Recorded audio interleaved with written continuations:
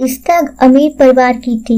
राहुल और इस्ता की शादी लव मैरिज थी। राहुल के परिवार तो ठीक ठाक थे। एक दिन उसके पिता की तबीयत खराब होने की वजह से राहुल अपने पिता को काम करने से मना कर देता है और उसके छोटा भाई था जो अभी पढ़ाई कर रहा था, इसीलिए घर में कमाने वाला सिर्फ राहुल ही था। ये क्या राहुल, तुमने मुझे सिर्फ 500 रुपया ही थमाया है। तुम्हें पता है ब्यूटी पार्लर में इतनी बहुत कम पैसा है।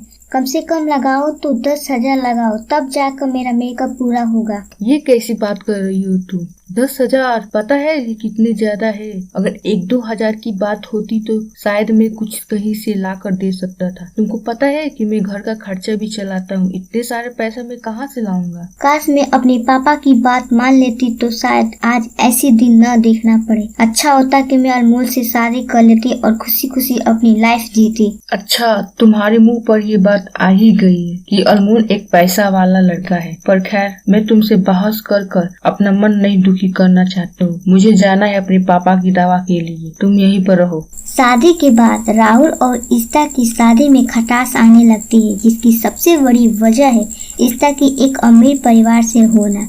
उसकी दिन प्रतिदिन शौकें बढ़ती जाती है, लेकिन राहुल उसको पूरा करने में पूरी कोशिश करता है। वो चाहता है कि इस्ता हमेशा खुश रहे, लेकिन इस्ता एक घमंडी लड़की थी। इस्ता कहाँ है? इस्ता बाजार गई है, काफी देर हो गई, अभी तक नहीं है। एक काम कर, तू फोन लगा कर देख कहाँ है वो। माँ, अगले हफ्ते इस्ता की बर्थडे है, क्यों ना हम इस घर में एक छोटी सी पार्टी रख ले जिसकी वजह से उसे बहुत ही अच्छा लगे। हाँ, जीजू और दीदी को भी बुला लेते हैं। सही बोल रहे हो बेटा, इस्ता की पहली जन्मदिन है इस घर में। अगर हम इस घर में उसके लिए पार्टी करेंगे तो उसके लिए बहुत ही अच्छा होगा और वो बहुत ही खुश होगी।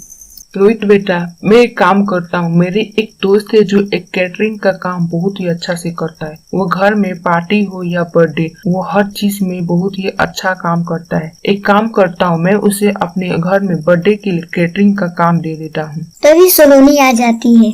1 मिनट पापा जी, बर्थडे मेरा है, इसीलिए मैं बर्थडे का पार्टी जो भी है सारा मैं अरेंज करूँगी। जो ये पार्टी और कैटरिंग के लिए बोल रही है, हमारे स्टेटस में नहीं है। मुझे अपनी तरफ से जन्मदिन मनाने की आदत है।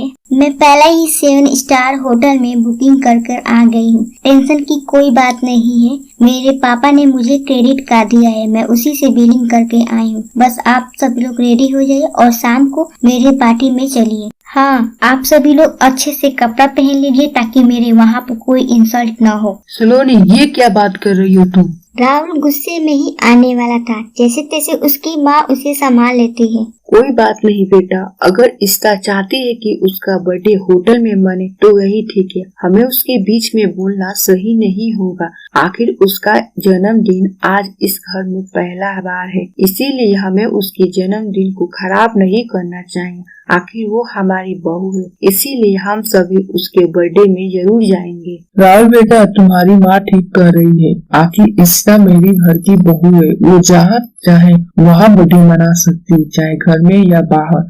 मुझे उसकी खुशी ही देखनी है, चाहे कुछ भी हो। हम सब उसके साथ होटल में जाएंगे।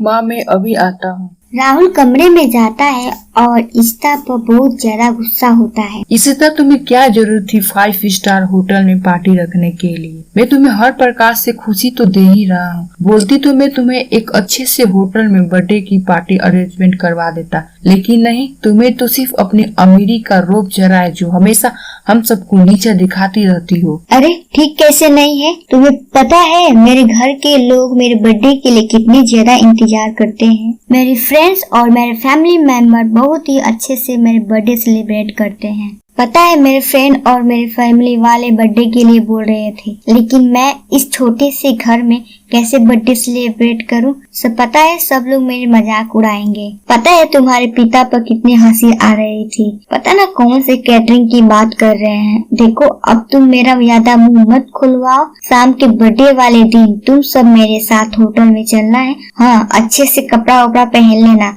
अब मुझे इसके बारे में कोई बात नहीं करनी है, ध्यान से सुन लो। इस्ता के इस व्यवहार को देखकर उसके सास ससुर बहुत ही ज्यादा परेशान रहते थे, लेकिन वो सब जानते थे कि अब इस्ता हमारे घर की बहू है, इसीलिए वो ज्यादा कुछ नहीं बोलती थी।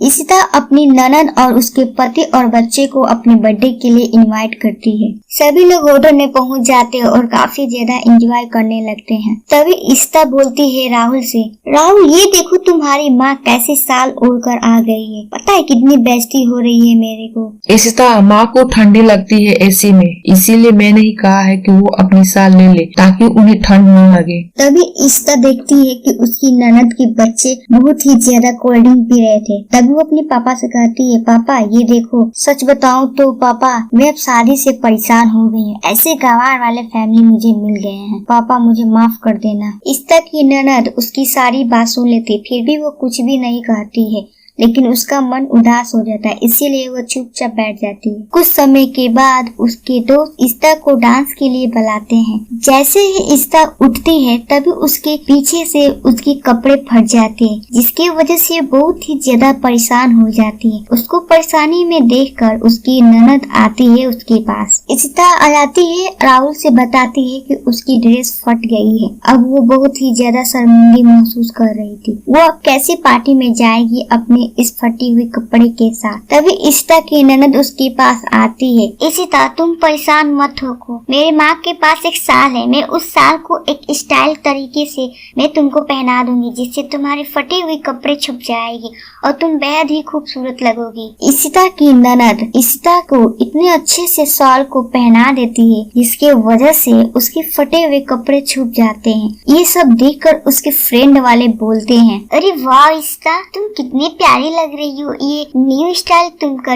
अच्छा ये बताओ तुम ये कैसे की? तुम्हारी लुक बहुत ही बेहद खूबसूरत लग रही है, तुम इतना खूबसूरत लग रही हो, ये तो पार्टी में जान लगाती इशिता तुम। नहीं, ये मेरे ननद ने किया है, वो मेरे परिवार वाले इतने अच्छे हैं कि वो सब मुझे इतने सारे प्यार करते हैं। मैं बहुत ही भाग्यशाली हूँ कि मुझे इतने अच्छे परिवार वाले मिले हैं, ये हमारे बहुत ही ज्यादा ख्याल रखते हैं। इशिता को अपनी गलती का एहसास हो जाती है और वो अपने परिवार से क्षमा मांगती है, लेकिन उसके परिवार वाले इतने अच्छे हैं कि इशिता को पहले ही माफ कर दिए थे। बस इशिता अपनी थोड़ी सी गलती के लिए बहुत ही ज्यादा पछताने लगती है। अब उसके परिवार के साथ कोई भी खटास नहीं रहता है। अब इशिता खुशी खुशी अपने परिवार के साथ रहती है।